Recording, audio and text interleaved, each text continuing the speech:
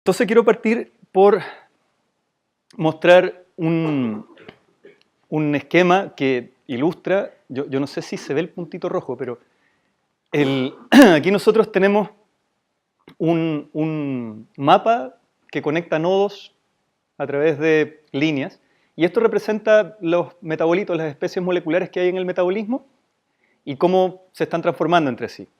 Entonces, lo primero que a uno le llama la atención es la conectividad de esos nodos. Y aquí, estas moléculas de las que yo les estoy hablando, el NAD, el NADH, el NADP y el NADPH, están muy interconectados. A través de muchas enzimas, están participando de reacciones de oxidorreducción. Entonces, uno sabe que estos metabolitos, el NAD y el NADP, son metabolitos que transportan hidruros dentro del citoplasma, en la célula.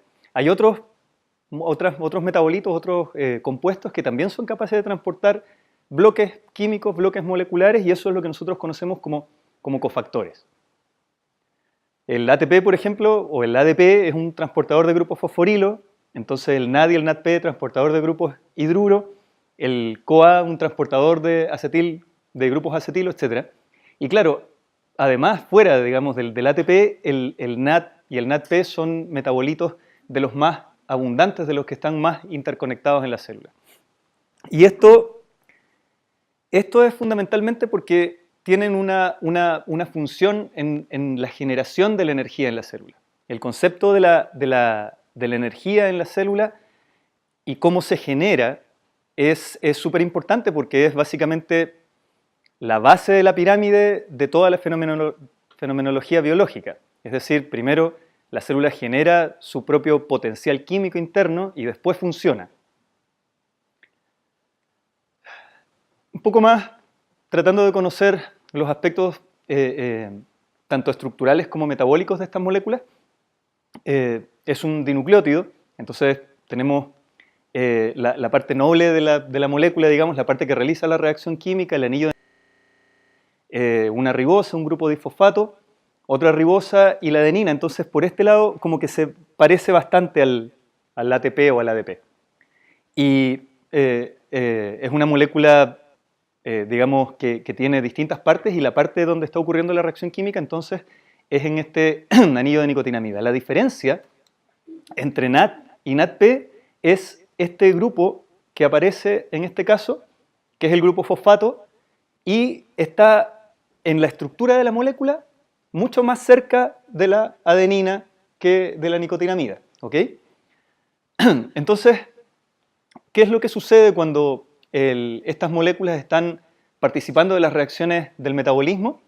Es que el anillo de nicotinamida entonces se reduce y se oxida, y está ciclando entre estos dos estados, oxidado y reducido.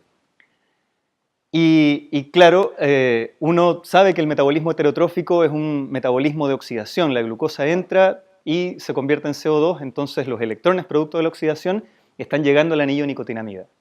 Después, cuando el anillo de nicotinamida entrega esos electrones porque está participando de este ciclo redox, entonces si se trata del NADH, el compuesto reducido, aquel que no tiene grupo fosfato, entonces los electrones los va a entregar a procesos como, por ejemplo, la fermentación o como la fosforilación oxidativa, que estoy mostrando aquí en las proteínas de transporte de electrones de la membrana.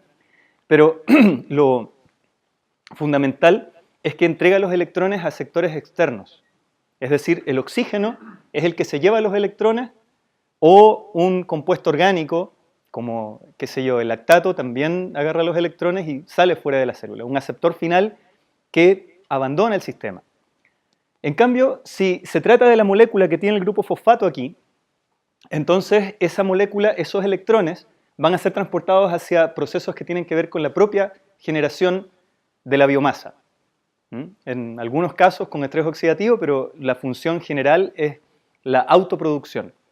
Entonces, básicamente tenemos en la célula, cuando la glucosa se está oxidando y entregando sus electrones, tenemos un flujo de electrones que se bifurca. Electrones que van a salir fuera del sistema, aprovisionando de energía, o electrones que se van a quedar circulando en el sistema.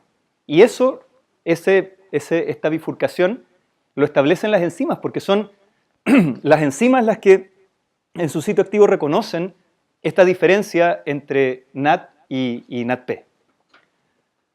Entonces, si uno se pregunta por esta reacción, por la reacción de producción del compuesto, de cualquiera de estos dos compuestos reducidos, entonces uno tiene que mirar solamente una parte de la red metabólica completa.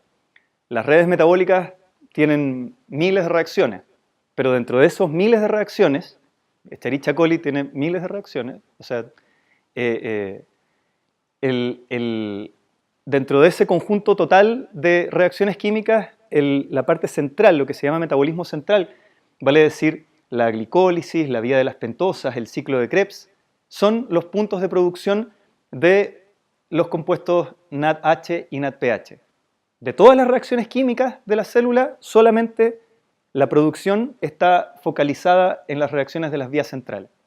Entonces aquí yo estoy describiendo con pelotitas verdes y naranja los puntos de producción de NADPH en verde y de NADH en rojo, y como ustedes ven, hay ciertas deshidrogenasas que tienen una preferencia para producir NADH y otras para producir NADPH. Entonces, una de las características que tenemos que empezar a fijarnos es que en esta red me está obligando, me está determinando a que ciertos puntos de producción sean específicos para NADH y otros para NADPH. ¿Por qué, por ejemplo, no todas las deshidrogenasas son duales? ¿Por qué en el sitio activo, por ejemplo, de una deshidrogenasa sencillamente no hay interacciones con el grupo fosfato, sino que con el resto de la molécula, que es tan grande, y sencillamente todas las deshidrogenasas del metabolismo producen tanto NADH como NADPH? Eso no sucede, o eso sucede en muy pocos casos. Y parte de lo que nosotros estamos investigando es tratar de saber qué determina en una deshidrogenasa el ser específica por NAD o por NADP, o usar los dos, en los pocos casos en donde ocurre. Fíjate que todas las pelotitas verdes están en puntos de la red metabólica donde hay bifurcaciones. Cuando tenemos la glicólisis y la vía de las pentosas, el punto de entrada de la glucosa puede irse por una ruta o por la otra. Y son deshidrogenasas aquí que producen NADPH. En este caso, en Escherichia coli, en el ciclo de Krebs, la deshidrogenasa isocitrato de deshidrogenasa también se encuentra luego de una bifurcación. En el caso de la última enzima que produce NADPH, en este conjunto, la enzima málica, también se encuentra en una bifurcación. Viene casi completando el ciclo de Krebs y puede irse por el lado de la malato deshidrogenasa o por el lado de la enzima málica. Y si se va por el lado de la enzima málica, produce NADPH. Entonces, esta situación va ilustrándonos el fenómeno de que en los puntos de bifurcación de las redes metabólicas, yo efectivamente puedo poner una reacción de NADPH porque me da la posibilidad de controlar la producción. Me da la posibilidad de que si la célula no está utilizando tanto NADPH, entonces el flujo metabólico se va por el lado BC en vez de irse por el lado BD. Acordémonos que NADPH no tiene aceptores de electrones que salgan fuera del sistema. Los únicos aceptores de electrones para el NADPH son internos. Por lo tanto, la manera en la que esto está regulado es muy, digamos, obliga a la red a ubicarlo en puntos muy precisos. Entonces, bueno, como río abajo de la bifurcación, nuevamente el flujo se vuelve a encontrar en cualquiera de estos casos, es decir, estamos viendo las múltiples flechas desde D hacia C y hacia el resto del metabolismo. Entonces, estas vías que producen NADPH pueden ser aumentadas, disminuidas, llevadas a cero, y a la célula en general va a estar regulando ese comportamiento. Justamente los flujos metabólicos son una fenomenología dinámica y varían con respecto del estado fisiológico de la bacteria. Por ejemplo, si nosotros vemos el flujo relativo a través del ciclo de Krebs, tomando en cuenta la reacción inicial, o a través de la vía de las pentosas, tomando en cuenta la rama oxidativa, donde están estas deshidrogenasas, cuando Escherichia coli aumenta su velocidad de crecimiento, entonces los flujos metabólicos van cambiando, se redistribuyen. De la misma manera, los diferentes organismos, las diferentes bacterias tienen maneras de tener distribuciones de flujos metabólicos de acuerdo con sus características. Por ejemplo, dentro de esta lista de bacterias que tenemos aquí, la mayoría tiene un flujo a través de la glicólisis, Embden-Meyerhof-Parnas, que es, digamos, alto, 70%, 80%, salvo en el caso de Corynebacterium, que tiene 32%, y que él tiene una vía de las pentosas mucho más aumentada, y eso es porque él en su metabolismo genera una cantidad de compuestos que dependen de la disponibilidad de NADPH. Entonces, él en particular tiene más vía de las pentosas. Entonces, el otro componente del sistema es una manera de producir NADPH o NADH que tiene la célula, pero independiente del flujo de carbono. Tiene enzimas que se llaman transhidrogenasas que toman como sustrato, por ejemplo, NADP y NADH, y entonces generan NADPH y NAD. ¿Okay? Es decir, toman el hidruro de uno y se lo transfieren al otro, sin que haya una reacción de oxidación de un compuesto orgánico carbonado que después siga su recorrido en el flujo metabólico. ¿Okay? Entonces, una de esas transhidrogenasas, la que toma los electrones del NADH y se los entrega al NADP para producir NADPH, es una transhidrogenasa que disipa gradiente de protones. Entonces también tenemos que pensar que la producción de NADPH es un proceso que es importante para la célula y que invierte energía en eso, disipa gradiente de protones. Y hay otra transhidrogenasa que es citoplásmica y que no tiene esa particularidad de estar acoplada a la membrana. El problema de regular la producción de NADPH es súper importante y esto lo podemos ver en este tipo de gráficos en donde se muestra la producción relativa de NADPH y el consumo del NADPH producido. Las barras del frente es la cantidad de NADPH producido, sectorizado por el tipo de deshidrogenasa que la está produciendo. Entonces, la parte negra de la barra es la producción de la vía de las pentosas, ¿okay? Que llega a ser como un 30%. Esta parte blanca y achurada corresponden a estos otros dos puntos, la isocitrato deshidrogenasa y la enzima málica. Y si nosotros nos fijamos, la barra de atrás, la barra gris, es mucho mayor que lo que se está produciendo a nivel de vías centrales. Y este delta de producción, que la bacteria necesita esta cantidad de NADPH, ese delta de producción lo está provisionando la transhidrogenasa. Y el problema de la regulación surge cuando nosotros perdemos la capacidad de tener una bifurcación en la red. Cuando nosotros eliminamos, cuando observamos una cepa de Escherichia coli que tiene la reacción de la fosfoglucosa isomerasa interrumpida, que sería esta flecha de acá, en este caso nosotros ya no tenemos bifurcación, sino que tenemos una vía lineal donde todo el flujo de carbono está pasando por la vía de las pentosas y en ese caso la bacteria se deprime en su crecimiento. La velocidad de crecimiento se reduce a casi un cuarto del total. ¿Okay? Entonces la bacteria, de alguna manera, si no tiene esta capacidad de tener una bifurcación, entonces básicamente le hace muy mal tener NADPH produciéndose en esa vía. Y de hecho en los organismos que no tienen la parte inicial de la vía de la glicólisis han evolucionado deshidrogenasas de la vía de las pentosas, pero que son duales, que no solamente están produciendo NADPH, sino que también se relajaron en su especificidad para producir NADH. Y de esa manera no incrementar este exceso, esta sobrecarga de NADPH que se produce cuando no hay bifurcación y todo el flujo tiene que entrar por la rama oxidativa. Entonces, para resumirles el problema que vamos a estar discutiendo esta noche es, vamos a estar fijándonos en la rama oxidativa de la vía de las pentosas. En mi laboratorio nosotros estudiamos diferentes puntos de producción de las vías centrales, la isocitrato deshidrogenasa también, pero esta noche vamos a conversar del problema de la especificidad en esta enzima, en la glucosa 6-fosfato deshidrogenasa, que es una enzima que como que cuando uno le pregunta a cualquiera que sabe un poco de bioquímica, no, la glucosa 6-fosfato deshidrogenasa es específica de NADP.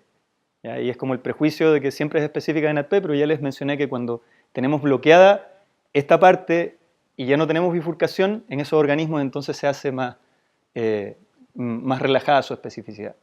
Entonces vamos a tratar de explorar dos preguntas en esta charla. ¿Qué consecuencias tiene para el metabolismo la producción de NADH en lugar de NADPH en la reacción glucosa-6-fosfato deshidrogenasa?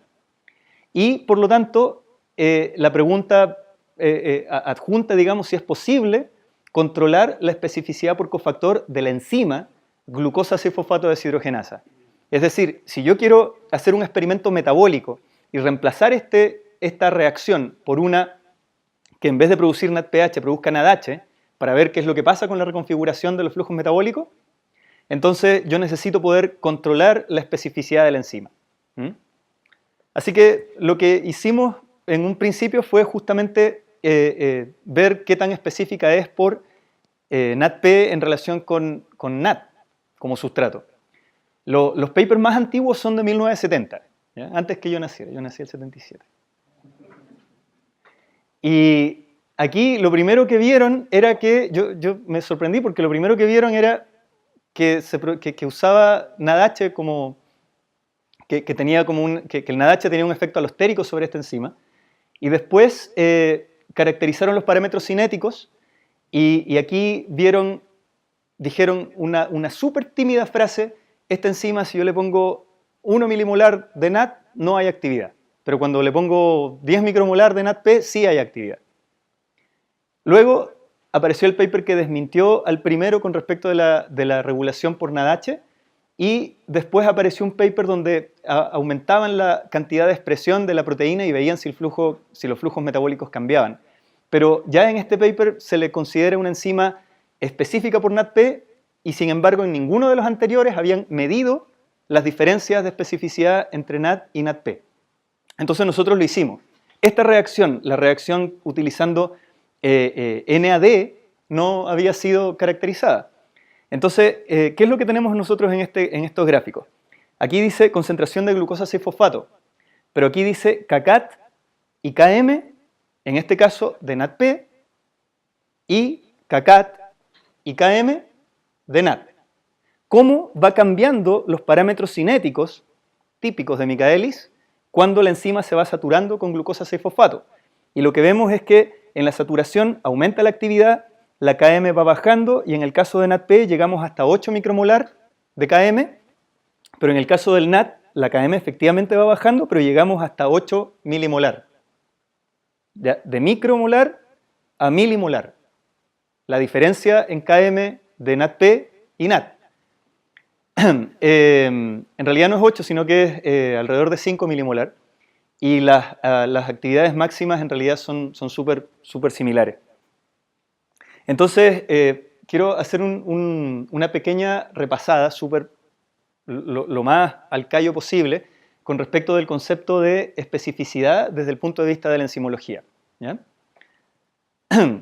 Primero, hay que saber que si estamos hablando de especificidad por dos sustratos alternativos, NAD y NADP, están entrando al mismo sitio activo. Por lo tanto, si yo quiero ver la velocidad de NAD en presencia de NADP, NADP se va a comportar como inhibidor competitivo. Esta es la ecuación de la inhibición competitiva, ¿ya? Partimos por acá. Entonces vamos a derivar esta ecuación considerando dos sustratos, el sustrato A o el sustrato B. Reemplazamos en vez de S por A o por B. Y el sustrato B va a ser inhibidor competitivo de A. Cuando yo desarrollo eso, estas ecuaciones me quedan con el denominador totalmente equivalente. Y yo los puedo eliminar y entonces ver el cociente de las velocidades. ¿Cuán rápido la enzima trabaja con A con respecto de lo rápido que trabaje con B? El cociente. Y ese cociente básicamente es el cociente de las constantes de especificidad, de las KCAT partido por KM de ambos sustratos. Concepto 1, ¿ok? La especificidad yo la puedo evaluar desde el punto de vista del cociente de las constantes de especificidad. Por lo tanto, yo puedo hacerme una escala. Puedo preguntarme, para una enzima X cualquiera, mido su KCAT partido por KM para NADP, mido su KCAT partido por KM para NAD, y hago el cociente, y yo puedo saber, mira, esta enzima va a ser 1000 veces más preferente, 100 veces más preferente, 10 veces más preferente, etc. ¿Ya? Puedo hacerme una escala de especificidad y preguntarme dónde están diferentes enzimas en esta escala. Segundo concepto de la enzimología. Esto de que cuando la concentración de sustrato es muy pequeña, más pequeña que la Km, entonces la velocidad de la reacción se convierte en esta ecuación, ¿ya? Si ustedes simplifican Michaelis-Menten unisustrato a concentración de sustrato muy pequeña, nos queda esta ecuación. Y eso significa que kcat partido por km corresponde, esto es una ecuación de velocidad, es como cuando aprendemos en química básica que una reacción sencilla, por ejemplo, el incremento exponencial de un producto, tiene una constante velocidad, ¿cierto? Y el componente de la concentración del reactante. Aquí tenemos lo mismo, tenemos una constante velocidad bimolecular. Entonces, y es las constantes de velocidad, son las constantes de velocidad en esas reacciones, en esas ecuaciones, las que contienen el componente delta G. ¿Ya? El componente delta G, la energía de activación de la reacción, está metido en las constantes de velocidad. Entonces alguien derivó un marco teórico para poder ver, esto es una coordenada de reacción, esto es energía y aquí la reacción va avanzando, aquí está la enzima encontrándose con el sustrato, aquí están formando el complejo y aquí el sustrato se transformó en estado de transición. ¿Ok? Entonces la energía de activación va a tener que ver con el valor de kcat partido por km. Y entonces ahí nosotros podemos utilizar estos conceptos para poder evaluar especificidad en esta segunda mirada enzimológica. Entonces, quiero que presten atención. Si dos sustratos alternativos difieren en un grupo X cualquiera, por ejemplo, el NAD y el NADP difieren en el grupo fosfato. Entonces, cuando sucede eso, yo puedo utilizar esta ecuación, la contribución del grupo fosfato a la energía del estado de transición, ¿ya? Va a ser proporcional al cociente de las constantes de especificidad de los sustratos que difieren en ese grupo épsilon. Siempre y cuando el grupo no se encuentre involucrado en la catálisis, habíamos dicho que el fosfato estaba lejos de la nicotinamida. Siempre y cuando la enzima exhiba un comportamiento micaeliano, lo exhibe. Y siempre y cuando las kcats no hayan variado demasiado. Entonces eso nos va a permitir tener otra escala de especificidad, ahora basada en la contribución del grupo químico fosfato. Entonces, cuando yo tengo una preferencia, por ejemplo, de 1000 veces, en términos de constante de especificidad por NADP sobre NAD, eso va a corresponder a que el grupo fosfato está aportando 4,1 kilocalorías mol en el estado de transición. Si la especificidad baja, por ejemplo, si las constantes de especificidad son iguales, significaría que el grupo fosfato no está aportando absolutamente nada en el estado de transición. Y si va hacia este lado, entonces significa que está molestando realmente. Entonces podemos tener esta manera de ver la especificidad en términos cuantitativos. Ya no solamente decir que, mira, no funciona cuando yo le pongo nada hasta 1 milimolar, sino que en realidad puedo decir en qué medida. Ok. Entonces, si nosotros medimos los parámetros cinéticos de la enzima de coli, la constante de especificidad por NADP es 414 veces mayor que la de NAD. Eso corresponde a una energía de 3,5. La deshidrogenasa dual de ese organismo donde falta la glicólisis y la vía de las pentosas es como la que está recibiendo todo el flujo de carbono, esa deshidrogenasa tiene solamente 10 veces es más preferente por NADP que por NAD. ¿Ok? Entonces eso corresponde a que el grupo fosfato está aportando con una energía menor.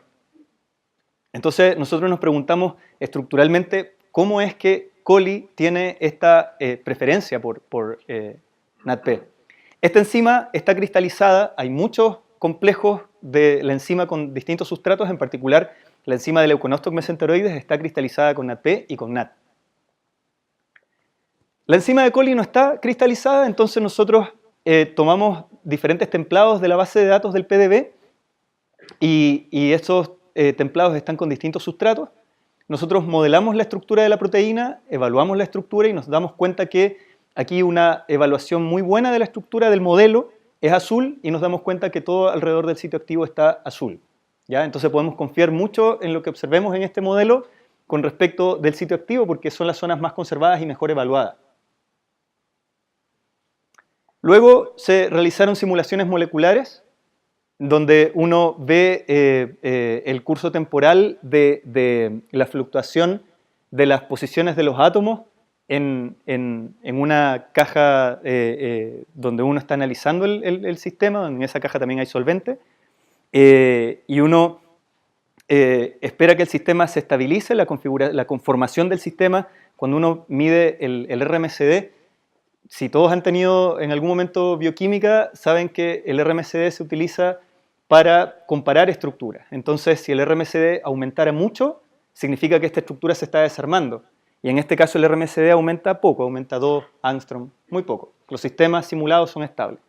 Y después nosotros queremos calcular la energía de interacción entre el ligando y la proteína, pero queremos descontar todo el efecto del solvente de la caja de agua en la que uno simula la proteína. Y entonces uno tiene que hacer una operación en la que descompone el sistema modelado y en sus distintas partes aislar el ligando, aislar la proteína, aislar el complejo, observar el comportamiento en la caja de agua, que está celestita, y observar el comportamiento en vacío, digamos, constante dieléctrica 1, y entonces ahí uno obtiene lo que se llama la energía de interacción entre el residuo y el ligando, pero ya, digamos, tomando en cuenta el efecto del solvente sobre esa interacción, ¿ya? Que descontando el efecto del solvente. Esto es porque cuando uno hace una simulación molecular, uno tiene miles también de átomos, que no son la proteína, ¿ya? Y uno tiene que, esa cantidad de átomos están como, de alguna manera, aumentando el ruido en la simulación y uno tiene que descontarlos con el proceso que les acabo de decir. Entonces nos dimos cuenta que para la enzima de coli tenemos dos residuos, en este caso estamos viendo el sitio activo, el bolsillo del sitio activo, con el NADP y con el NAD. Aquí, por ejemplo, nos falta el grupo fosfato, y aquí está el grupo fosfato. En ese caso, en el caso del NADP, tenemos un residuo de arginina que está contribuyendo con una energía de interacción muy fuerte y un residuo de lisina que también está contribuyendo con una energía de interacción fuerte. Estos dos residuos, cuando se va este grupo fosfato y ya no está en este lado, no está acá, entonces esos mismos residuos ya no están prestando interacciones, se pierde esa contribución energética. Entonces lo que nosotros fuimos a hacer fue, mutamos esos residuos en la enzima coli y vimos qué es lo que pasaba con los parámetros cinéticos. Mutamos el residuo de lisina, mutamos el residuo de arginina y hicimos la doble mutante. Y entonces, bueno, los parámetros cinéticos nos indicaron la preferencia en términos de kcat partido por km y la preferencia en términos de delta G, la contribución del grupo fosfato en términos de delta G. Cada vez que perdemos una carga positiva o la otra carga positiva, la contribución del grupo fosfato se hace menor. Cuando perdemos las dos cargas positivas en la doble mutante, el delta G de aporte del grupo fosfato del estado de transición se hace 0. O sea, esos dos residuos son fundamentales. Fantástico, dijimos nosotros, si son residuos positivos y les sirven mucho al NADP, pero no les sirven al NAD, cambiamos esos residuos y veamos si podemos aumentar la afinidad o la preferencia por NAD. Entonces, nosotros hicimos estas mutantes en las posiciones de arginina y lisina, los cambiamos por treonina, ¿okay? Un hidroxilo, cambiamos la lisina carga positiva por un glutámico negativo, u otra carga negativa más pequeña, el aspartico, y la arginina la cambiamos por serina, por treonina, valina, alanina, glutámico y glutamina. Entonces, lo que estamos mostrando aquí es el cociente de las constantes de especificidad. kcat partido por km de NADP dividido por kcat partido por km de NAD. Esta era 400 veces más preferente. La preferencia cae en todas las mutantes de lisina. La preferencia cae más en todas las mutantes de arginina. Hicimos las mutantes entre medio, la mayoría, y aunque efectivamente encontramos que la preferencia por NADP se revertía, y entonces tendríamos números mucho más bajos que 1, preferencia por NAD, cuando vimos estas mutantes, las mejores que habíamos conseguido, en realidad, si nos fijamos aquí, esta es el gráfico de Michaelis-Menten con NAD o NADP. En este caso es con NADP y con NAD es mayor, pero es súper piñufla, es como 10, 20 unidades y en el caso de la enzima wild type eran 180. ¿Ya? Las KM que tú obtienes, mira el rango milimolar. En este caso también rango milimolar. Entonces, lo único que logramos fue chaflar la afinidad por el NADP, pero no le hicimos cuchicuchi al NAD, nada. Entonces, a partir de esto decidimos, bueno, ahí están los parámetros cinéticos, a partir de esto decidimos mirar ahora la especificidad desde el punto de vista estructural. Basta de enzimas, basta de conceptos de enzimología. ¿Qué es lo que podemos hacer para preguntarnos ahora cómo las proteínas distinguen entre NAD y NADP tomando en cuenta la estructura solamente? Entonces, en este caso, nosotros nos pusimos a mirar el PDB. Cuando ustedes tienen en el PDB estructuras de proteínas que fueron cristalizadas con NAD o NADP, van a tener los átomos y los residuos distribuidos alrededor de las estructuras, ¿ok? Aquí, sin embargo, las estructuras, los plegamientos pueden cambiar drásticamente, no ser nada parecidos, ¿ya? Entonces, un ordenamiento particular de residuos puede estar dado por un fold, puede estar dado por formas diferentes de la proteína. Entonces, nos preguntamos, ¿cuál es el repertorio estructural de los complejos de NAD y NADP en el PDB? Total. Todo lo que hay, lo que se conoce. Y entonces nos preguntamos con respecto a los cofactores, las proteínas que están cristalizadas con cofactores están con ATP, con NAD, NADP y NADH, y tendríamos conjuntos grandes, digamos, en número de estas proteínas. ¿Qué es lo que nosotros queremos hacer en este conjunto de varias decenas de proteínas?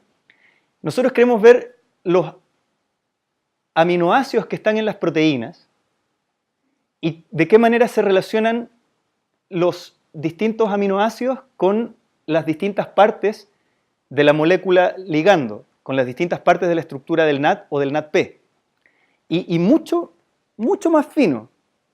Queremos ver para cada tipo de átomo, ¿ya? El NADP tiene por ahí por 40 y tantos átomos en total, pero tipos de átomo tiene 10. ¿Ya? Porque, por ejemplo, estos oxígenos son totalmente equivalentes entre sí. ¿Ok? Entonces, lo que quisimos nosotros hacer con todo el conjunto de las proteínas del PDB fue saber con qué frecuencia cada átomo del ligando NAD o del ligando NADP se encontraba con alguno de los átomos de las proteínas. Queremos ver de qué manera, qué tan frecuente es encontrar, por ejemplo, una carga positiva, nitrógenos de la arginina cerca de la carga negativa del fosfato. O capaz que encontremos más bien lisina más frecuentemente.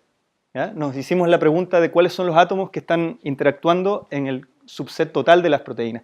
Y a lo que nosotros queremos llegar es a poder definir, mira, si yo quiero cambiar la especificidad, si yo quiero que la proteína ya no reconozca NADP y reconozca NAD, entonces me voy a fijar en el conjunto, en todas las características buenas que tienen las estructuras que unen NAD, ¿ya? Para saber esas características y transferírselas a las proteínas que unen NADP. ¿Ya? Ese es el goal de fondo. Entonces, lo que estamos buscando desde el punto de vista de la estructura son cuáles son los pares de átomos entre proteína y ligando que son más favorables de encontrar en esta base de datos. Vale decir, los que sean más favorables, las interacciones más favorables van a ser las interacciones más frecuentes. Entonces yo quiero saber a qué distancia van a estar ocurriendo esas interacciones. ¿Por qué a qué distancia? Porque yo en las proteínas del PDB voy a tener exactamente la localización de los átomos en el sitio activo y voy a poder cuantificar entonces qué tan lejos están de los grupos químicos del sustrato. Vayamos avanzando en el tema. En el caso del NADP tenemos proteínas que tienen en su sitio activo a la molécula En general, todas las moléculas de NADP que encontramos tienen sus 48 átomos completos y una fracción muy pequeña tiene incompleto en la estructura cristalográfica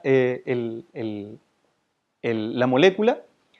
En relación con las moléculas de NAD y NADH, también la mayoría tienen los 44 átomos. En términos de la conformación que adquiere el NADP, quisimos fijarnos, por ejemplo, si el NADP está como plegado, si está extendido, si está como dado vuelta. Entonces nos fijamos como en las distancias máximas. Para saber que un ligando está bien extendido, entonces me fijo en la distancia entre los átomos de los extremos. Y en general todas las estructuras de NADP y de NAD son estructuras extendidas. Tenemos aquí distancia y el número de estructuras que presentan ligandos con esas distancias extendidas. Entonces la mayoría de las moléculas de NAD y NADP se encuentran en su conformación extendida, como debería suceder en la proteína que nos interesa. Y luego también nos fijamos que del total de las proteínas que están en la base que pudimos nosotros obtener, la mayoría de las proteínas corresponden, este 60%, tuvimos suerte porque corresponden al tipo de proteína al que pertenece nuestra enzima que estamos estudiando. Son proteínas que se llaman Rossmann-Folds. Filtramos por redundancia, porque hay muchas proteínas que son cristalizadas con distintos ligandos, pero es la misma proteína. Entonces eliminamos redundancia y nos quedamos con un conjunto de proteínas no redundantes o semejantes hasta un 70%. Entonces, ¿qué es lo que nosotros queremos hacer acá? Primero, queremos observar para un determinado par de átomos, por ejemplo,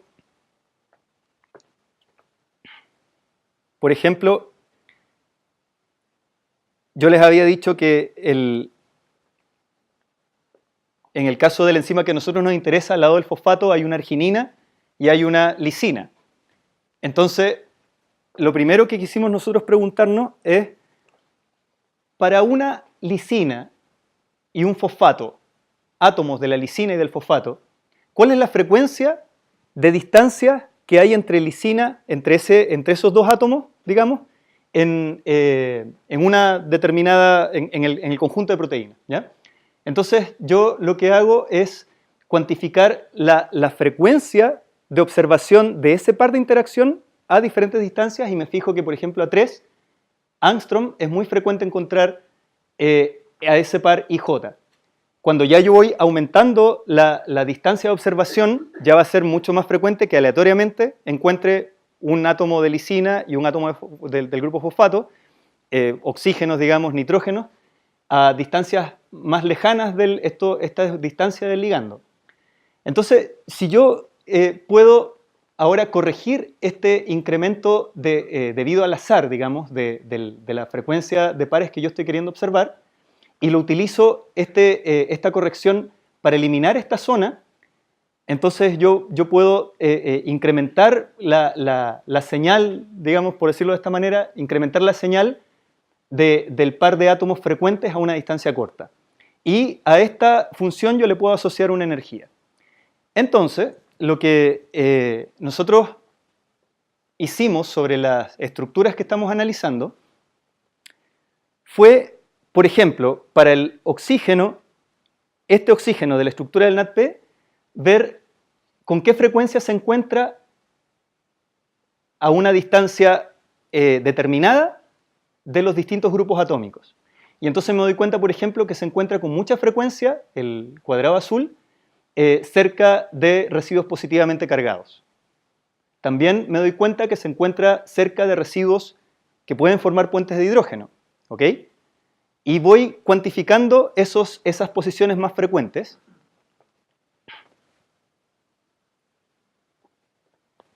Voy cuantificando esas posiciones más frecuentes que naturalmente se encuentran como una distancia de interacción, digamos. 3 Angstrom es lo que es el tamaño de un puente de hidrógeno. Entonces,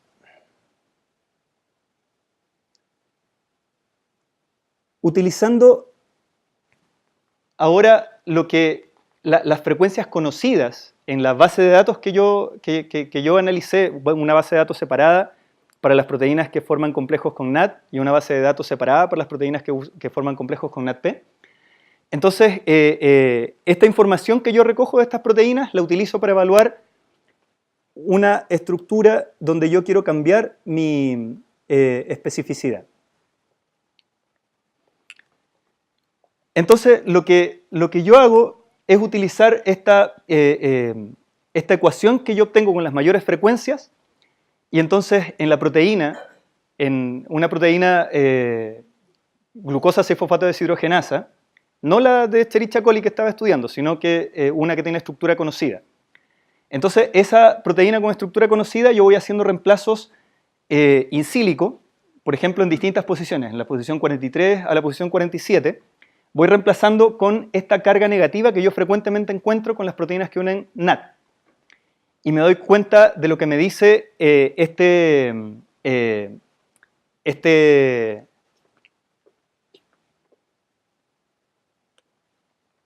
me doy cuenta de lo que me dice en términos de la energía que yo le asocio a las diferentes interacciones. Como las energías más estables son las energías negativas, ¿cierto? Entonces, yo me doy cuenta que cuando yo hago la mutación por aspartico, una carga negativa, específicamente en la posición 45, las interacciones con NAT mejoran mucho porque el valor, digamos, de este índice pasa de ser positivo a ser negativo. Es un índice de energía. Entonces me doy cuenta que yo en esta proteína tendría que mutar el residuo 45 por aspartico para poder obtener una mejora en la unión de NAT. Y eso es exactamente lo que sucede. Cuando yo sobre esta proteína muto la posición 45 por aspartico, entonces ahora la enzima es muy específica por NAT, muy poco específica por NATP.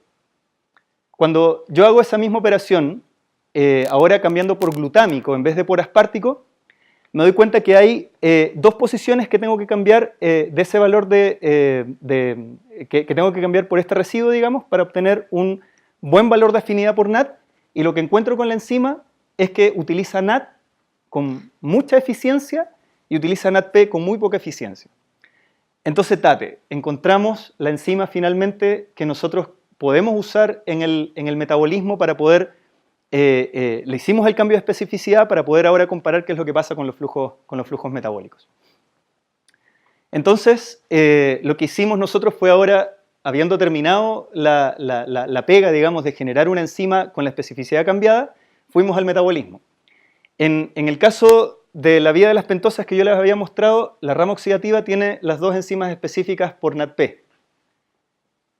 A través de recombinación, nosotros pudimos reemplazar al gen original que era productor de NADPH por un gen productor de NADH, que lo estoy representando aquí en rojo.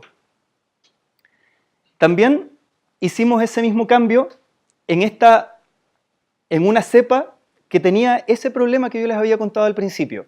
Una cepa que no tiene glicólisis. Una cepa que lleva todo el flujo de carbono por la rama oxidativa. ¿Ya?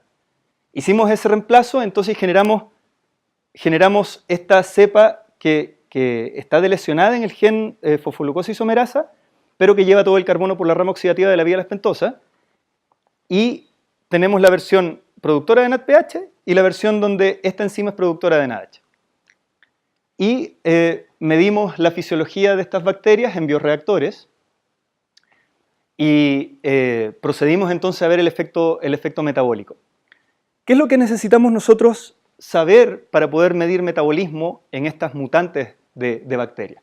Necesitamos hacer básicamente curvas de crecimiento. Necesitamos ver de qué manera ella va produciendo biomasa, de qué manera ella va consumiendo nutrientes.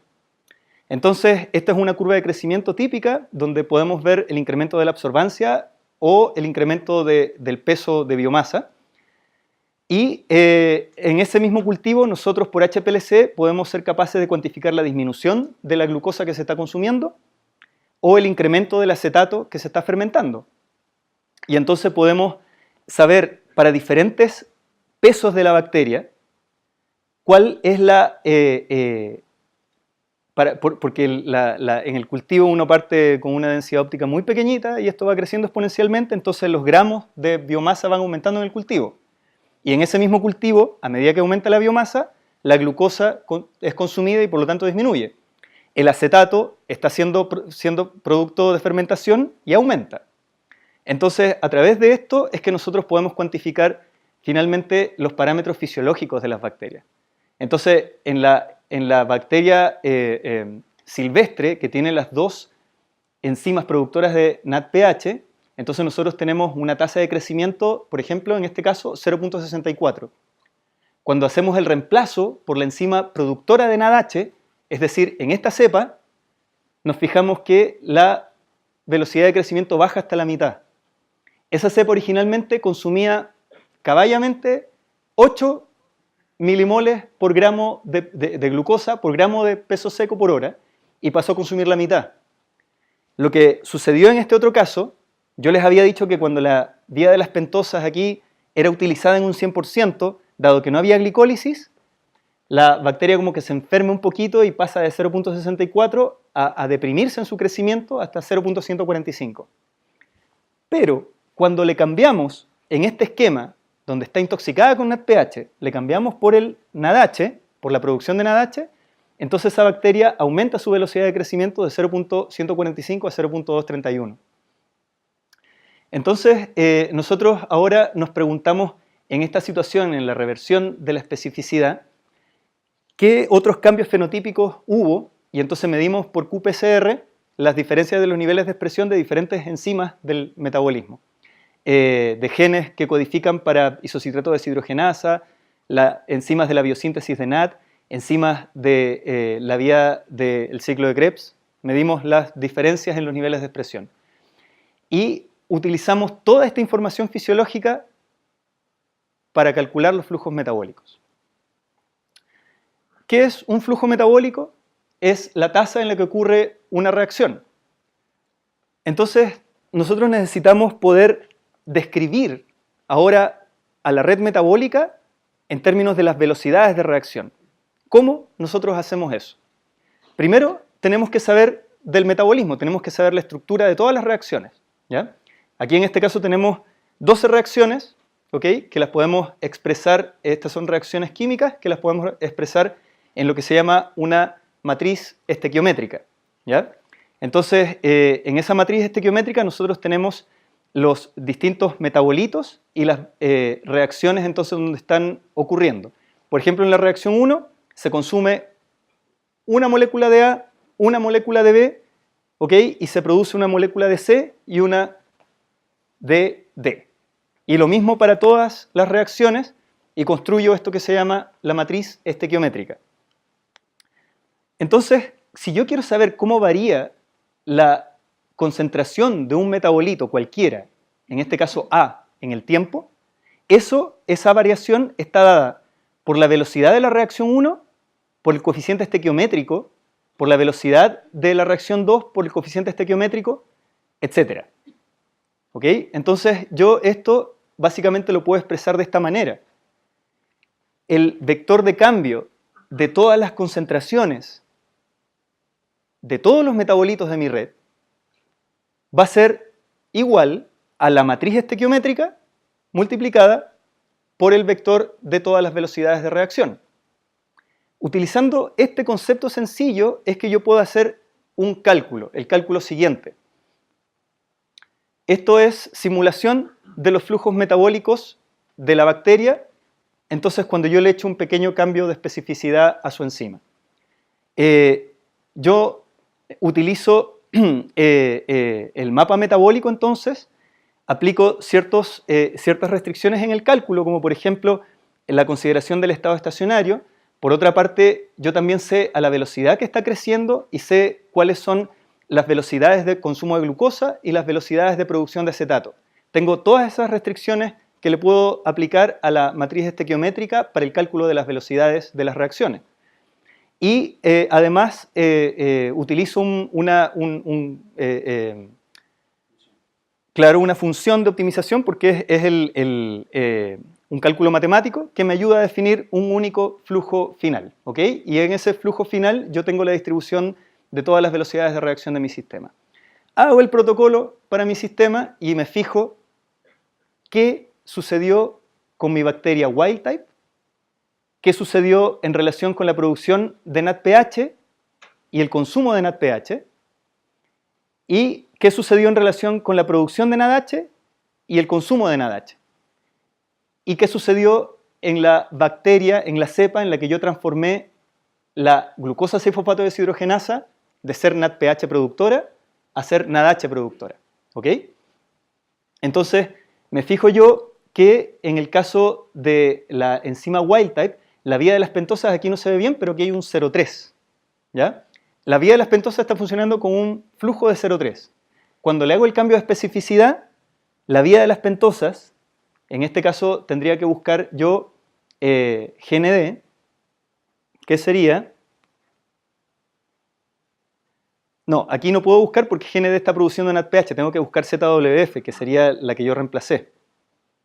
Esta. En wild type, sí, todavía no hago el reemplazo, ese es el punto, que justamente ZWF es una enzima en wild type que es productora de NADPH, por lo tanto aquí está produciendo 0.